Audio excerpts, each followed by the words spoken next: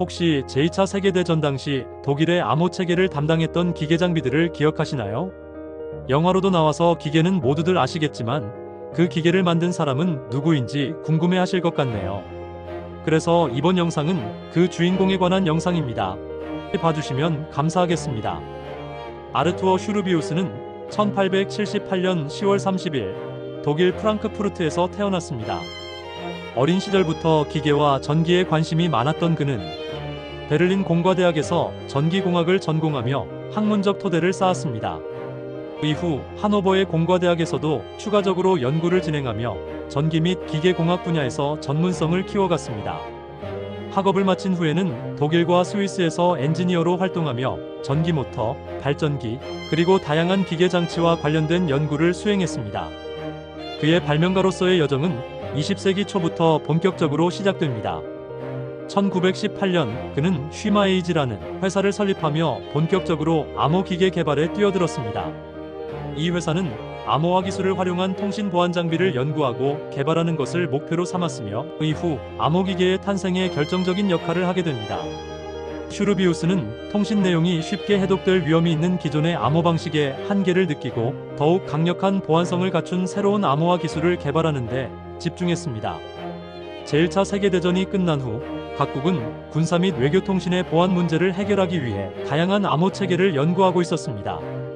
당시 기존의 암호 체계는 상대적으로 단순한 방식으로 구성되어 있었고 경험이 많은 암호 해독자라면 비교적 쉽게 풀어낼 수 있는 한계점이 있었습니다.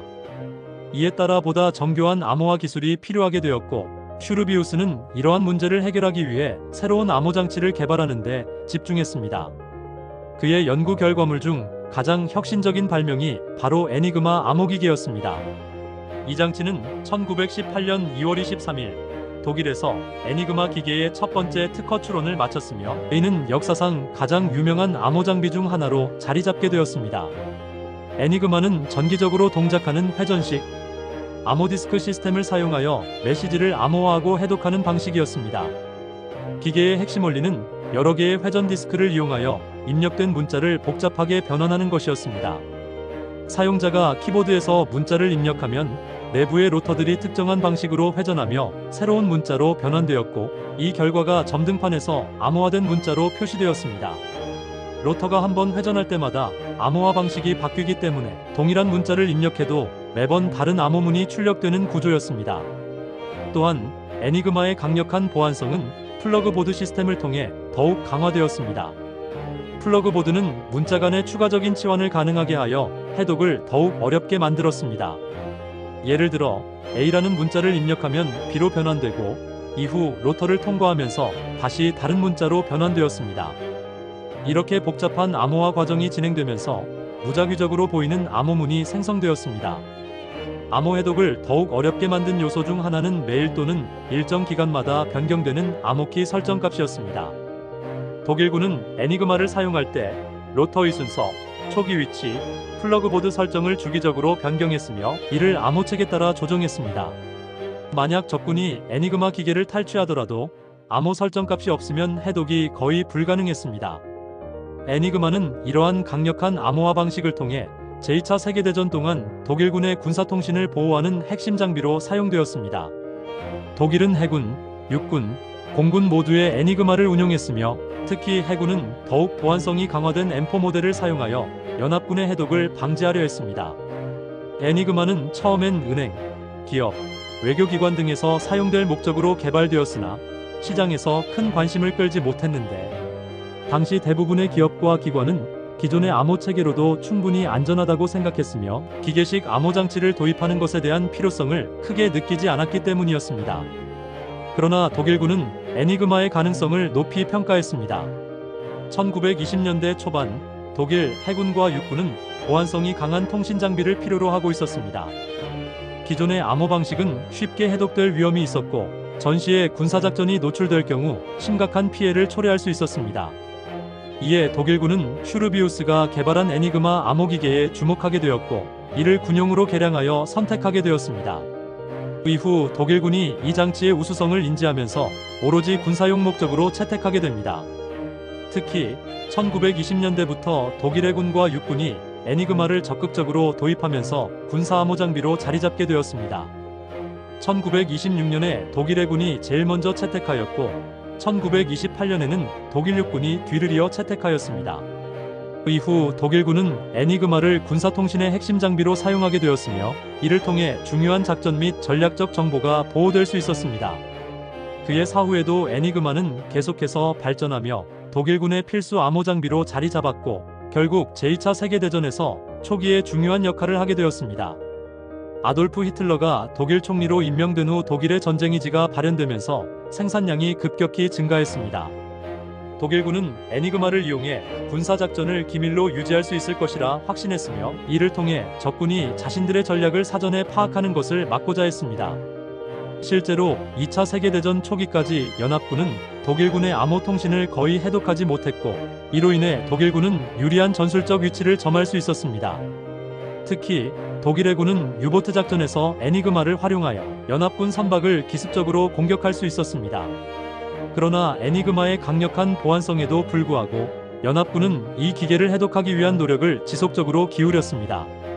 영국을 비롯한 연합군은 독일군이 주고받는 암호문을 지속적으로 수집하며 이를 분석했고 영국의 앨런 튜링과 블레틀리 파크 연구진이 본부라는 애니그마에 대항할 암호 해독 장치를 개발하여 결국 독일군의 암호를 해독할 수 있는 기계를 개발하는 데 성공하였습니다.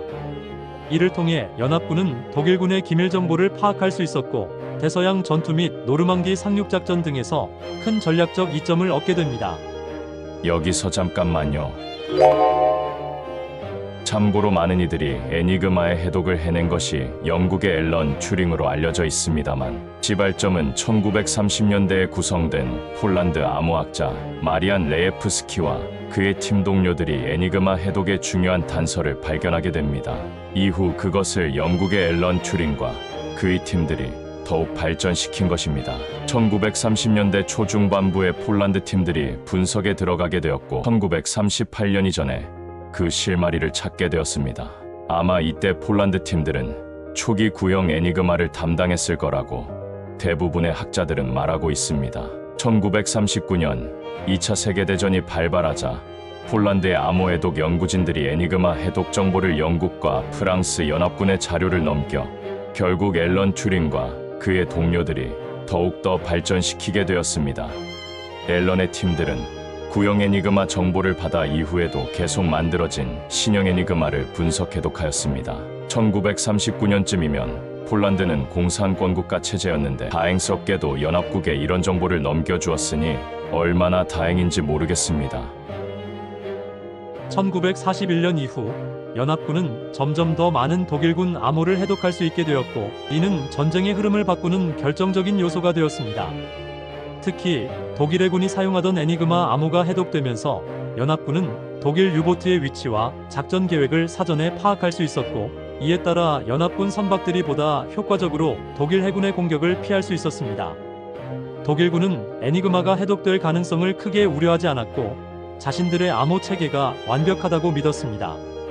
그러나 연합군의 끊임없는 연구와 분석 끝에 결국 애니그마 암호 체계는 무너졌고 이는 독일의 패배를 앞당기는 중요한 요인 중 하나가 되었습니다. 1945년까지 약 4만 대의 애니그마 기계가 생산되었고 2021년 노르웨이 역사가이자 암호학자인 프로데 바이어루드는 베르마흐트에 플러그 보드가 장착된 애니그마 기계의 수가 35,616대라고 결정지었습니다. 애니그마는 1923년부터 1926년까지는 상업용 모델인 애니그마 A, B, C 모델이 있고 1927년부터 그 이후까지 본격적으로 군사용 모델인 애니그마 D, I, M1에서 M3, G, K, T, M4까지 만들어졌습니다. 이에 대항해 애니그마의 암호를 해독하던 연합군 측이 만든 기계들로는 봄브, 콜로서스 등이 있습니다. 독일은 애니그마 이후에도 더욱 정교하게 암호화된 로렌츠란 모델을 계속해서 만들었습니다. 로렌츠는 애니그마보다 더 강력한 보안성을 제공했고 자동화된 암호 시스템 덕분에 애니그마보다 신속하고 편리한 통신이 가능했습니다.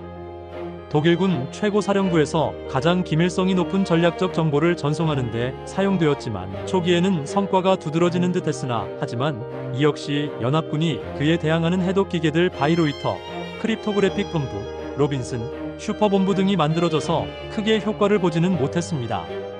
추가로 초기에 만들어진 애니그마 모델들은 부대 간 암호를 교환하는 수단으로, 추후에 만들어진 로렌츠 등의 모델들은 독일 장교들이나 간부급들이 정보를 암호로 주고받는 용도로 사용했다고 알려졌습니다. 애니그마에 얽혀진 특이한 일화들이 있습니다. 첫 번째로 1941년 독일군은 항상 매일 바뀌는 암호키를 사용하여 메시지를 암호화했습니다. 그런데 한날 한 독일군 암호병이 같은 메시지를 같은 키로 2번 보내는 실수를 저질렀습니다. 이 메시지는 보고할 사항 없음 같은 평범한 문장이었는데 같은 암호키를 2번 사용하면서 연합군이 패턴을 분석할 수 있는 기회를 제공하게 되었습니다. 이로 인하여 연합군은 애니그마의 구조를 더 깊이 이해할 수 있었고 해독 가능성을 높이는 단서를 얻을 수 있었습니다. 두 번째로 독일군은 매일 아침 날씨 예보를 암호화하여 송신하는 습관이 있었습니다.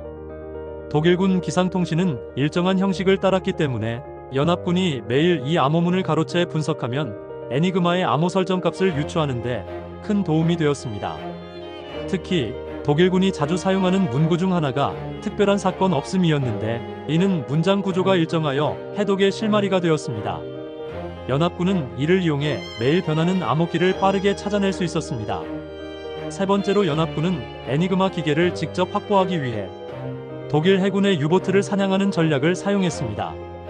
특히 1941년 5월 9일 영국 해군 구축함이 독일 유보트를 공격해 침몰시키는 과정에서 영국군이 애니그마 기계를 완전한 상태로 확보하는 데 성공했습니다. 이 기계와 함께 암호책도 손에 넣으면서 연합군의 해독 작업이 한층 수월해졌습니다. 독일군은 유보트가 침몰하면서 애니그마가 연합군 손에 들어갔다는 사실을 알지 못했고 여전히 자신들의 암호가 안전하다고 믿었습니다. 덕분에 연합군은 독일 해군의 암호를 해독하며 전략적 우위를 확보할 수 있었습니다. 네 번째로 연합군은 애니그마 암호를 해독하면서 독일군의 방어 계획을 미리 파악할 수 있었습니다. 1944년 노르망디 상륙작전을 준비하면서 연합군은 독일군의 배치와 반응 계획을 실시간으로 감청하고 분석할 수 있었고 특히 애니그마 해독 덕분에 연합군은 독일군이 노르망디 해안을 방어하는 병력을 다른 지역으로 이동시키려 한다는 정보를 사전에 파악할 수 있었습니다. 이 덕분에 상륙작전이 보다 효과적으로 진행될 수 있었습니다. 다섯 번째로는 흥미롭게도 독일군 내부에서도 일부 고위 장교들은 애니그마가 해독될 가능성이 있다고 우려했지만 히틀러와 주요 지휘관들은 이를 완전히 무시했습니다. 그 이유는 독일 정보부가 1943년에 애니그마가 해독되지 않았음을 확인하는 가짜 정보를 제공했기 때문입니다.